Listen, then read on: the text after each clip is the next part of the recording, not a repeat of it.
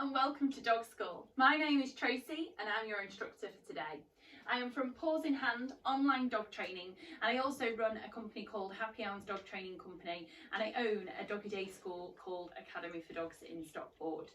So today I'm going to be teaching you two topics, one of which is loose lead walking and the other one is recall training. Now we haven't got enough time to cover all our criteria, so we're just going to pick some of the main games to play with your dog at home. And also it's a great way to practice during lockdown whilst you're at home and you've got all this time with your dog. So this is Lily. She's going to be my demonstration dog today. She's a working clumper mixed with a working Springer Spaniel, so nice and bouncy. She's 10 months old, so at the moment we're just reinforcing her for doing nothing, which is very, very important with a working dog. We always reward them for doing, and actually when she makes a great choice like that, which is a sit or a down, I want to reinforce. So whenever my puppy chooses to go to a bed or remains there, I'm not saying stay to her, I'm not saying wait. She can wander around the room, that's absolutely fine, but the moment she goes near her bed, I'm going to reinforce her. So that's really important to have a nice calm dog before we start. Now firstly we're going to talk about different things to do with recall. Our first one is whether you are feeding out of a bowl. If my dogs were fed out of a bowl, then it becomes very predictable of when they're going to get their food, which means that they wouldn't have as much drive to work. My dogs are never starved, they get food as you can see throughout the day, but some of this is her dinner and some of this is high value, so she doesn't understand what is going to come out of my bag at any one point. So it's a bit of a lucky dip. So she finds it quite exciting and it ups her motivation and her focus to work for me. Now I'm currently waiting for her to lie down. If she does lie down, which she just did on cue, then she'll get a higher rate of reinforcement, and that shows her that that is the behaviour I like. So when we're doing our lead work and our recall, if there is a really good behaviour, they must get a higher rate of reinforcement. That might be higher value. So it might be that you've got something in the bag that they really, really like, their favourite treat, or it might be that the amount of food that comes to them, which I call durational feeding, they get more of. So if I'm feeding a gravy bone, for instance, which was her first treat as a puppy from the puppy breeder, then I would make sure that I feed two, and that is a higher rate of reinforcement for her. But I need to repeat my behaviour of throwing, not just throw two at the same time. So we're going to get back to ditching the bowl. I ditched the bowl about 3 years ago with my 3 dogs, and it was the best thing I ever did. Because I ditched the bowl, I now use that food as a training mechanism. So now my dogs get reinforcement throughout the day for anything that they do correct. I see and reward things I like. So my dogs get better and better behaved and better at their skill, but at the same time I also feed some of their food in enrichment as well. So I use enrichment games, which I can send you a link of if you comment. I can make sure I comment back with a list of enrichment games that I use, but my dogs get fed through enrichment games every couple of hours. The reason I do that is because I want a calmer dog. So even though I've got working dogs, I want to make sure that my dogs are lovely and calm. Now when they're eating, oxytocin is released, hence why we use treats in training. So the reason I want oxytocin released is because it's their happy hormone. It calms them down. It gives them a nice boost of happiness, as you call it. So for my dogs, I want to prolong them eating. So if they're eating out of their dinner bowl, then they're going to eat for maybe 30 seconds. Maybe my Spinoni a couple of minutes. He's a little bit of a slower eater. But if I fed them out of a slow feeding bowl, that can take up to 7 minutes. So it really prolongs that feeding time. If I feed them out of a Kong wobbler, that might extend it up to 15-20 minutes of playing with that game. So the longer I can prolong it, the more of oxytocin release. But it's really important for recall, because if my dogs are predicting their food in a bowl when they get home, then they're not necessarily going to come back in the park when I call them. Because if they're not hungry, there's no reason to come back. So for my dogs, I don't want them starved. I don't want them feeling, oh my gosh, I'm so hungry. But I do want the unpredictable side and the allocation side of the hand feeding. The next thing I want to talk about is ping-ponging. So when you're training a dog, you need to throw in some easy ones and some harder ones. So let's say we were doing this bed training. I'm going to wait a couple of seconds and then reinforce, just as she went down, which was perfect. But if obviously I want to then get her better, people will then start going longer and longer. So they wait 4 seconds and then feed. 5 seconds, 6 seconds, but I want to throw in an easy one of 2 seconds, and then I want to wait a long duration. a good 10-15 seconds. So she's learning that it's not always harder. There is some easy ones as well. So if I'm playing a game that I've not played before with her and I'm teaching her something new, maybe a recall game, then I'll make sure that I throw in an easy one like middle, because she really, really loves middle, which is basically, we'll do this in a moment, but it's where we ask her, middle. Oh, she says, I was sniffing, Mum. Yay, good girl. Bed. Yes, good. Down. Good. Excellent. So she loves middle, so it means that when I ask her that, it reinforces the behaviour that she was doing before it, which was her bed. So the other things to consider are route of walk. If you're going around the same route every single day for your dog predicts when they're going home. They also predict, well, why do I need to keep an eye on you? Because this walk's predictable and so are you. Particularly if you walk around the edge of a field where the grass is all trodden down. So I try and change my route every time I go out. I also do a technique called on and off, which is really good for recall because and lead work, because I teach them that if we walk to the park, you'll be let off, then we'll put you back on, we'll walk to another field, let you off again, put your work on again, and then go to another field. I do have the luxury of being able to do that where I live, but if you haven't, even just a simple piece of grass where you say release and just relax your lead to let them sniff. But this teaches them that when you're being put back on lead, you're not always going home, which is really, really important. I want to keep that positive attitude in my dog. So the last thing to consider is changing your come cue. So with Elise, she's got a very effective come cue, so I use the word come with her. But if she didn't and she started running off all the time and I had to then train her for recall, I would always change my verbal cue. So if you use come, maybe change it to here. And the purpose of the games that I'm going to be showing you today are to recondition those cues. So we're going to be doing lead work today to start with, because lead work is linked to recall. So if you work hard on lead work and have that loose leading walk and work as a partnership, when you get to the park, your dog will always be better behaved off lead. So what we're going to do is we're going to pop our dogs on lead. Now some people, when they get the lead, get a very excitable response. Have you noticed that she stayed nice and calm, which is wonderful? If I obviously got the lead and she got really excitable, then I would just place it on the side wherever I am. I want a nice calm dog that when I hold a lead, she doesn't get jumpy, she doesn't get really giddy, because I want a low arousal before I even walk out the door with loose lead work. So I'll make sure she sits at the door and she waits while I open the door, while I put my shoes on. She sits before we actually take off on the walk, on the pavement. And I always make sure there's calm behaviour before we exit the house and just before we start the walk. So when we go to put the lead on, if she gets up, then we don't clip her on. But as you can see, she knows very well that she needs to stay in position and then she will get fed. Release. Good. We also have a release. Do you see how she got a bit giddy then? That's that working dog in her. Oh, good girl. But she knows that when we stand outside before our walk, I always wait for her to lie down. Now, the first technique we're going to do is called hotspot training. So a little bit harder to show you inside, but you'll get the gist of it. It's very simple. So as we're walking along, we feed behind me. That means when she joins me, she's going to be at my side. We then feed behind. And as she joins me, yes, we then feed behind. This creates a hotspot for Lily. She says, oh, I'll just have a look and see if there's a bed opportunity. Yes, it creates a hot spot behind me, and that teaches her then to walk nice. So if she gets distracted, that's fine. Yes, good girl. Behind. So if they get distracted, you just wait, and when they look at you, you then reinforce. I'm reinforcing that lovely eye contact at my side. There's the bed. She says I've got a good reinforcement history of bed, but if she's walking nice, we feed behind. That means when she rejoins me, as you can see, if she's fed behind, then when she rejoins me, she's going to be at my side, which is absolutely perfect positioning. So that's called hotspot training. So whilst I'm walking down the road, the moment I feel that she's walking nice, we feed behind, and when she comes back, I can also feed her at the side. We'll now pop her in bed while I explain the next one. Good, and as you can see, she drops into that down as it's a good reinforcement history.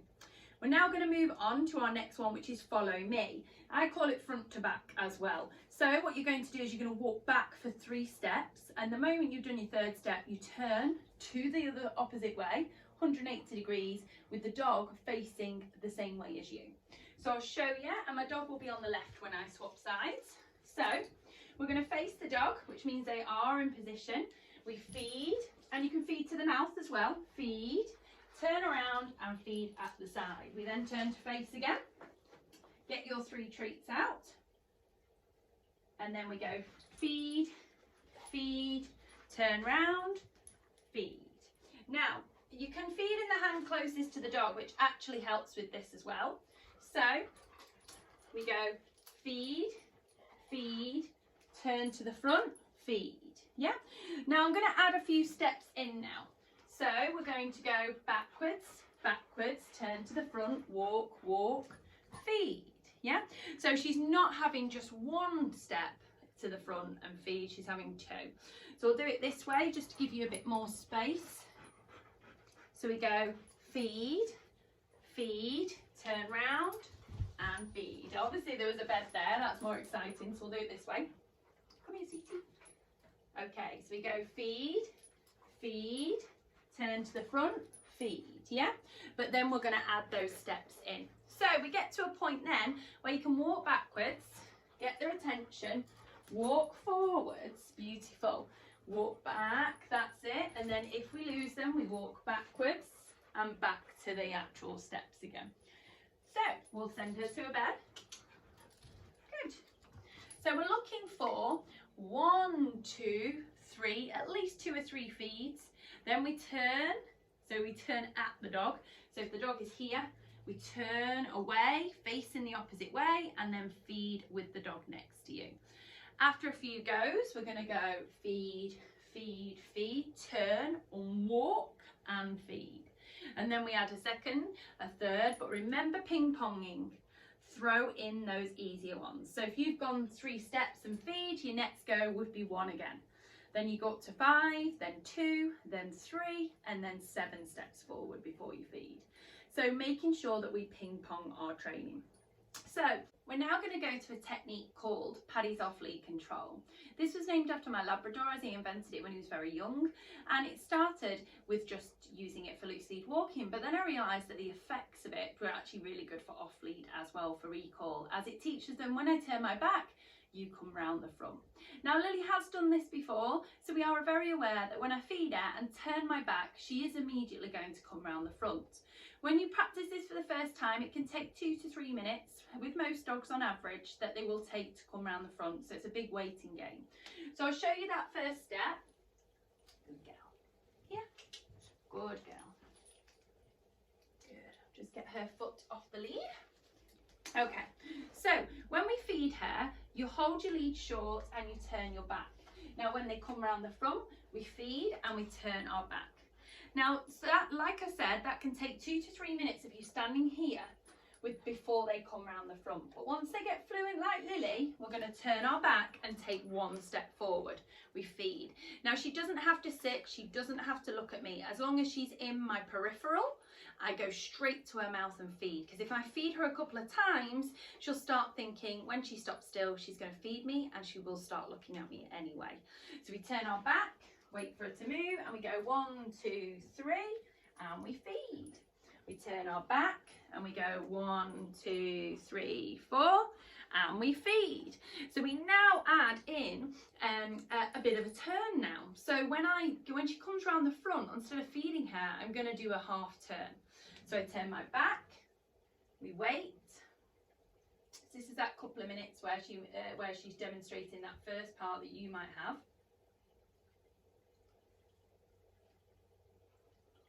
Yes, good girl. And then we'll just make sure she knows what we're doing before we go to the next step. Beautiful. We're going to turn our back, and the moment she comes around the front, we're going to add a half turn in. Brilliant. And it doesn't matter which side she comes to, she's still learning to follow my side. So we turn our back, she does at my side, and we do a full turn. Wait for her to come around the front. If she doesn't, you can take a step forward as well. Yeah, good girl. Turn your back, and then when she comes around the front, we're going to add that full turn in. Yes, good girl. And she is only young, she's not done this many times, but she has done it before. Excellent. Good girl. Bed. Beautiful. Lovely. Down. Excellent. Good dog. So we're now going to move on, but before we do, I just want to go over the 3 games that we've played today. So we had some considerations at first, and we talked through those, like route and ditching the food bowl. And then we moved on as well to changing our come cue. So with Lily, I can keep it because she's got a very good recall. However, for the next task, you will need to change your recall cue if you haven't got a successful one. So then we went on to our lead work. So we started with a hotspot method, which was feeding your dog just behind you to get them to go behind you, you face forward, and then they catch up with you in the right position. If you create a reinforcement history behind you, the dog will then orientate back to the front, ideal. Then we moved on to follow me. So it was front to back exercise where you fed, turn round to the front and feed.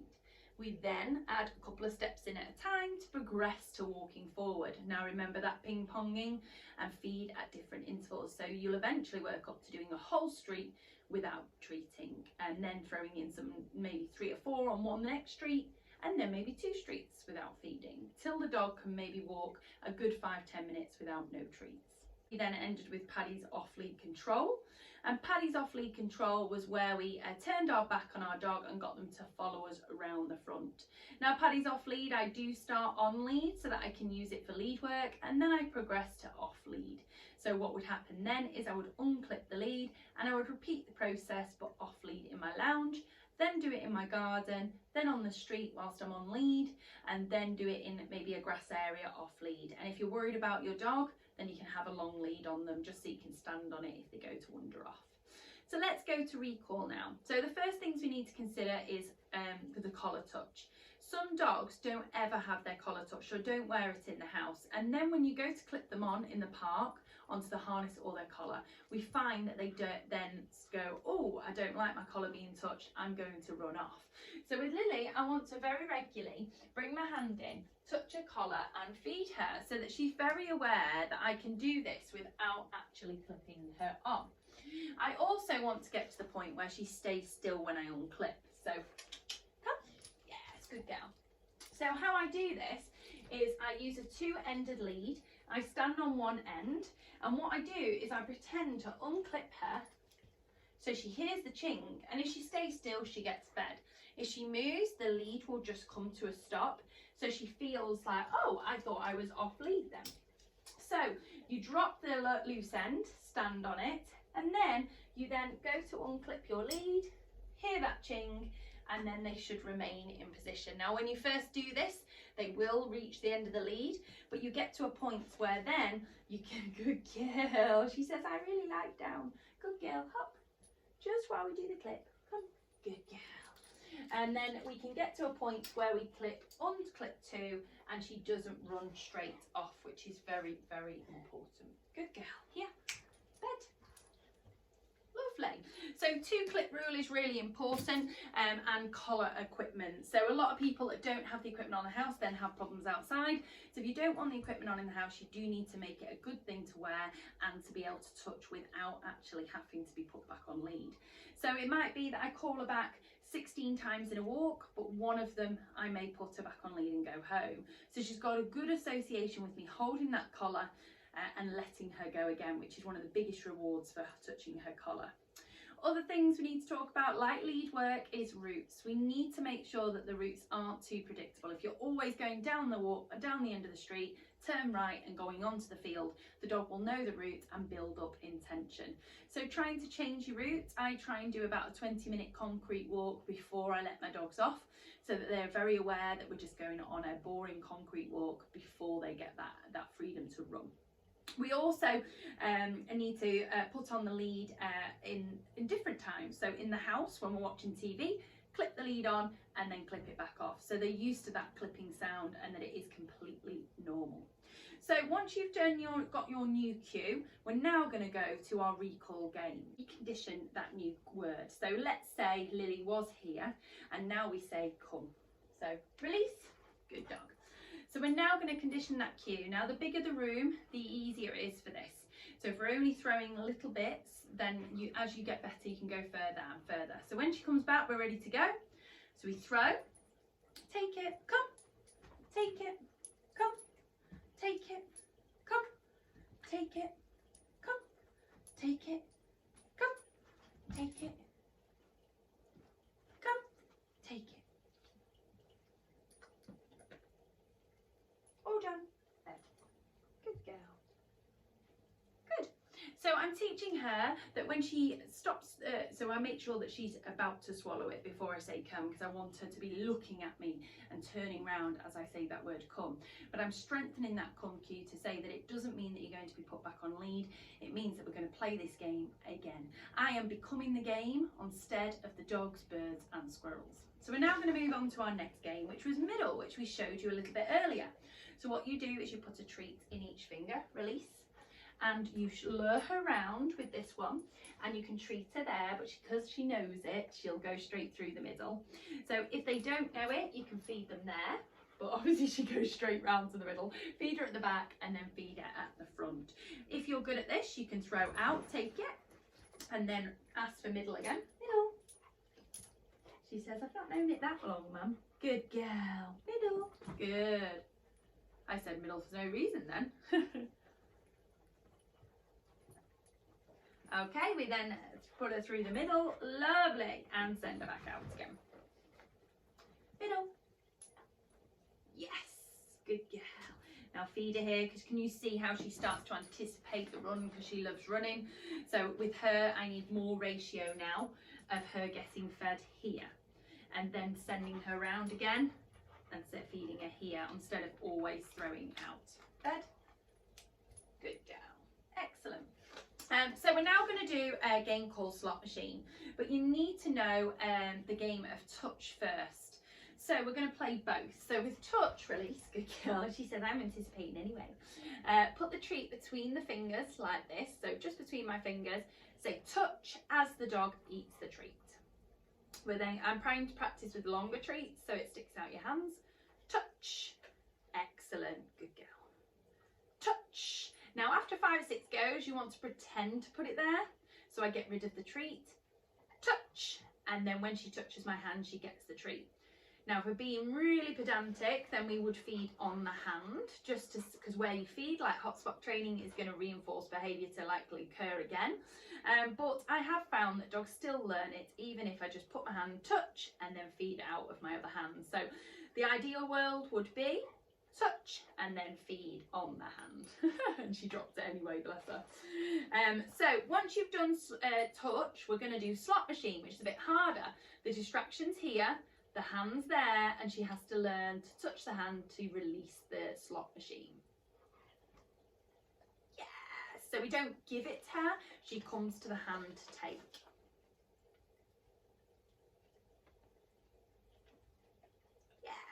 And then when she gets really good at it, we can then spread our hands out. Yes, well done.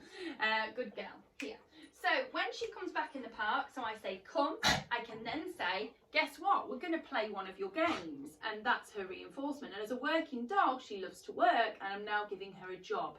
So not only am I giving her a treat for coming back, I'm actually teaching her that there's value to coming back. She can work for me too and play games that she knows, likes, and has a good reinforcement history.